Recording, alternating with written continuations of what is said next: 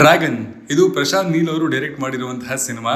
KGF, Salaar ತರ ದೊಡ್ಡ scale ಸಿನಿಮಾಗಳನ್ನ ಮಾಡಿ ಪ್ಯಾನ್ ಇಂಡಿಯಾ ಲೆವೆಲ್ ಅಲ್ಲಿ ಒಂದು ಸಪರೇಟ್ ಐಡೆಂಟಿಟಿನ ಕ್ರಿಯೇಟ್ ಮಾಡ್ಕೊಂಡಿರುವಂತಹ ಡ್ಯಾಶಿಂಗ್ ಡೈರೆಕ್ಟರ್ ಇವರು.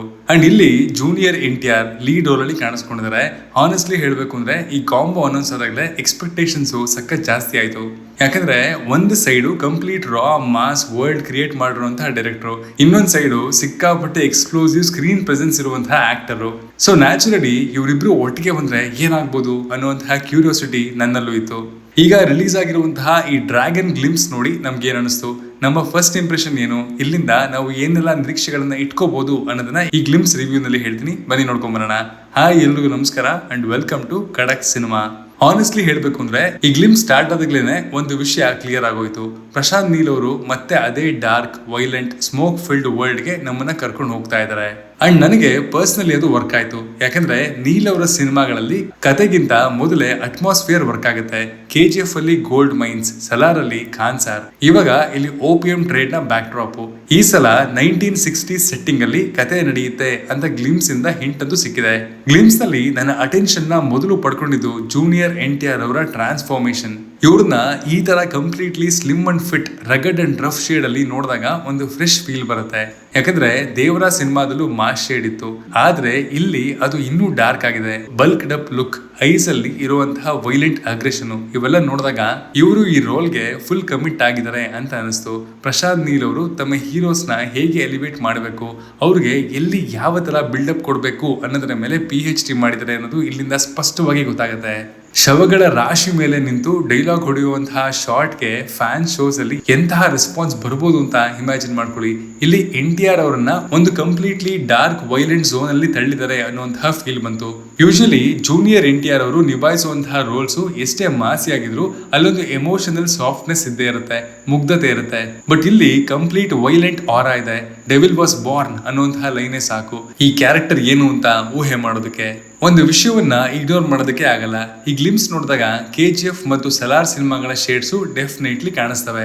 ಕಲರ್ ಪ್ಯಾಲೆಟ್ಸ್ ಇಂದ ಹಿಡಿದು ಕ್ಯಾಮ್ರಾ ಮೂವ್ಮೆಂಟ್ಸ್ ವರೆಗೂ, ಆ ಹೆವಿ ಸ್ಲೋ ಮೋಷನ್ ಯೂಸೇಜ್ ಇಂದ ಹಿಡಿದು ಬ್ಯಾಕ್ ಗ್ರೌಂಡ್ ಸ್ಕೋರ್ ವರೆಗೂ ಕಂಪ್ಲೀಟ್ಲಿ ಫ್ರೆಶ್ ಅಂತ ಖಂಡಿತ ಅನಿಸ್ಲಿಲ್ಲ. ಅಂಡ್ ಹಾನೆಸ್ಟ್ಲಿ ಸೋಷಿಯಲ್ ಮೀಡಿಯಾದಲ್ಲಿ ಕೂಡ ಜನ ಅದೇ ಮಾತನ್ನ ಆಡ್ತಾ ಇದ್ದಾರೆ. ಇದು ಕನ್ಸರ್ನ್ ಮಾಡಬೇಕಾಗಿರುವಂತಹ ಪಾಯಿಂಟ್. ಬಟ್ ನನ್ನ ಪ್ರಕಾರ ಪ್ರಶಾಂತ್ ನೀಲ್ ಅವರ ಸ್ವಂತ ಸಿನಿಮ್ಯಾಟಿಕ್ ಸ್ಟೈಲ್ ಇವಾಗ ಎಸ್ಟಾಬ್ಲಿಷ್ ಆಗ್ಬಿಟ್ಟಿದೆ ಅಂತ ಅನಿಸ್ತದೆ. ಲೈಕ್ ರಾಜಮೌಳಿ ಅವರ ಸಿನಿಮಾ ಅಂದ್ರೆ ಒಂದು ಫ್ಲೇವರ್ ಇರುತ್ತೆ ಅಲ್ವಾ, ಅದೇ ತರ ನೀಲ್ ಅವರ ಸಿನಿಮಾ ಅಂತಂದ್ರೆ ಒಂದು ಸ್ಪೆಸಿಫಿಕ್ ವಿಜುವಲ್ ಫ್ಲೇವರ್ ಇವಾಗ ಕ್ರಿಯೇಟ್ ಆಗೋಗಿದೆ. ಆ ಒಂದು ಸ್ಟೈಲ್ಗೆನೆ ಫಿಕ್ಸ್ ಆಗ್ಬಿಡೋದು ಒಳ್ಳೆ ವಿಷಯನ, ವರಿ ಮಾಡ್ಬೇಕಾಗಿರುವಂತಹ ವಿಷಯನ ಗೊತ್ತಾಗ್ತಿಲ್ಲ.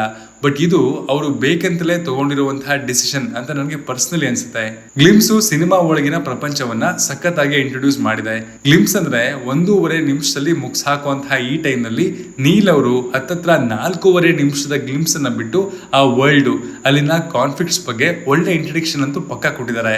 ವಿಜುವಲ್ಸ್ ಕೂಡ ಸಾಲಿಡ್ ಆಗಿ ಕಾಣಿಸ್ತಾ ಇದೆ. ನೀಲ್ ಅವರ ಸಿನಿಮಾಗಳಲ್ಲಿ ಆ ವಾತಾವರಣ ಮೊದಲು ಕನೆಕ್ಟ್ ಆಗುತ್ತೆ, ಆಮೇಲೆ ಸ್ಟೋರಿ ಕನೆಕ್ಟ್ ಆಗುತ್ತೆ. ಇಲ್ಲಿ ಅದೇ ಆಗುತ್ತೆ ಅನ್ನೋದು ನನ್ನ ಊಹೆ. ಫ್ರೇಮ್ಸ್ ನ ನೋಡ್ತಾ ಇದ್ರೆ ಬಿಗ್ ಸ್ಕ್ರೀನ್ ಅಲ್ಲಿ ಇದನ್ನ ವಿಟ್ನೆಸ್ ಮಾಡುವಂತಹ ತವಕ ಖಂಡಿತ ಹೆಚ್ಚಾಗ್ತಾ ಇದೆ. ಇನ್ನು ಈ ಮಾಫಿಯಾನ ತಡೆಯೋದಕ್ಕೆ ಡ್ಯಾಶಿಂಗ್ ಕಾಪ್ ಆಗಿ ಅನಿಲ್ ಕಪೂರ್ ಅವರು ಕಾಣಿಸ್ಕೊಳ್ತಾ ಇದ್ದು, ಅವರ ಪಾತ್ರ ಸಿನಿಮಾಗೆ ಏನ್ ವ್ಯಾಲ್ಯೂ ಕೊಡುತ್ತೆ ಅಂತ ಕಾದ್ ನೋಡ್ಬೇಕು. ಅಫ್ಕೋರ್ಸ್ ನಮ್ಮ ರುಕ್ಮಿಣಿ ವಸಂತ್ ಅವರನ್ನ ಬಿಡಂಗೆ ಇಲ್ಲ. ಇಲ್ಲಿ ಅವರು ಗ್ಲಿಮ್ಸ್ ನರೇಶನ್ ಅನ್ನ ಹೊತ್ಕೊಂಡಿದ್ದಾರೆ. ನೀಲ್ ಅವರ ಫಿಲ್ಮ್ಸ್ ನಲ್ಲಿ ಫೀಮೇಲ್ ಕ್ಯಾರೆಕ್ಟರ್ಸ್ ಗೆ ಇಲ್ಲಿವರೆಗೂ ಕ್ವಶ್ಚನಬಲ್ ರೇಟಿಂಗ್ ಇರುತ್ತೆ. KGF ನಲ್ಲಿ ಶ್ರೀನಿಧಿ ಅವರ ಪಾತ್ರ ಇರ್ಬೋದು, ಸಲಾರ್ ನಲ್ಲಿ ಶ್ರುತಿ ಹಾಸನ್ ಅವರ ಎಕ್ಸಿಸ್ಟೆನ್ಸ್ ಇರ್ಲಿ, ಎಲ್ಲವೂ ಅಷ್ಟು ಕನ್ವಿನ್ಸಿಂಗ್ ಅಂತ ಅನಿಸಲ್ಲ ನನಗೆ. ಬಟ್ ಇಲ್ಲಿ ರುಕ್ಮಿಣಿ ಅವರನ್ನ ಹೇಗೆ ಪ್ರೆಸೆಂಟ್ ಮಾಡ್ತಾರೆ ಅನ್ನೋದನ್ನ ಕಾದ್ ನೋಡ್ಬೇಕು ನಾನು. ಇನ್ನು ರವಿ ಬಸ್ರೂರ್ ಅವರ ಸ್ಕೋರ್ ಇಲ್ಲ ಅಂತಂದ್ರೆ ನೀಲ್ ಅವರ ಪ್ರಪಂಚ ಇನ್ಕಂಪ್ಲೀಟ್. ಅವರು ಸಿನಿಮಾನೇ ಮಾಡಲ್ವೇನೋಪ್ಪ if Ravi Basrur is not available. ಆ ಮಟ್ಟಿಗೆ ಒಂದಾಗಿರುವಂತಹ ಈ ಕಾಂಬೋ ಈ ಸಲ ಏನ್ ಕುಕ್ ಮಾಡ್ತಿದೆ, ಥಿಯೇಟರ್ ನಲ್ಲಿ ಎಲ್ಲೆಲ್ಲಿ ಗೂಸ್ ಬಂಪ್ಸ್ ತರಿಸುತ್ತೆ ಅನ್ನೋದನ್ನ ನೋಡೋದಕ್ಕೆ ನಾನಂತೂ ಎಕ್ಸೈಟೆಡ್ ಆಗಿದ್ದೀನಿ.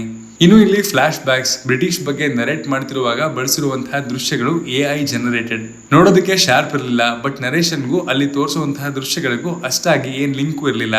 ಹೋಪ್ಫುಲಿ ಈ AI ಎಲ್ಲೂ ಓವರ್ ಪವರ್ ಮಾಡದೇ ಇರಲಿ ಸಿನಿಮಾದಲ್ಲಿ. ಖಡಕ್ ಆಗಿ ಹೇಳೋದಾದ್ರೆ dragon glimpse proper theatrical madness ತರ ಕಾಣಿಸ್ತದೆ. ಕಂಪ್ಲೀಟ್ಲಿ ಫ್ರೆಶ್ ಅಂತ ಹೇಳೋದಕ್ಕಾಗಲ್ಲ, ಬಟ್ ಸ್ಕ್ರೀನ್ ಪ್ಲೇ ಮತ್ತು ಎಮೋಷನ್ಸ್ ಪ್ರಾಪರ್ ಆಗಿ ಲ್ಯಾಂಡ್ ಆದ್ರೆ ನೀಲ್ ಅವರ ಮತ್ತೊಂದು ಸಿನಿಮಾ ಪ್ಯಾನ್ ಇಂಡಿಯಾದಲ್ಲಿ ಸೌಂಡ್ ಮಾಡೋದು ಖಚಿತ. ಇದಾಗಿತ್ತು ಡ್ರ್ಯಾಗನ್ ಸಿನಿಮಾದ ಗ್ಲಿಮ್ಸ್ ರಿವ್ಯೂ. ನೀವು ಈ ಗ್ಲಿಮ್ಸ್ ಆಲ್ರೆಡಿ ನೋಡಿದ್ರೆ ನಿಮ್ಗೆ ಏನ್ ಅನಿಸ್ತು ಅನ್ನೋದನ್ನ ಕಮೆಂಟ್ ಮಾಡಿ ತಿಳಿಸಿ. Signing off, Manu.